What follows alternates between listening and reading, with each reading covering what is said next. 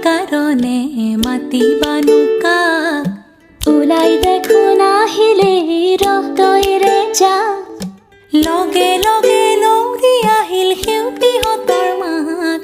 পাহাৰ বগাই নামি আহিল তালিমেৰে যাক শুৱনিকৈ অসমীৰে একতাৰে সূতাবোৰে মুহুৰাতে ল'লেহি পাত ও আইতা আইতা ও এনে আইতা নাচনি তাতে নাতিনিৰে বিয়া অসম আকাশ পোহৰ হ'ব উৰুলিতে দিয়া ও আইতা আইতা ও এনে আইতা নাচনি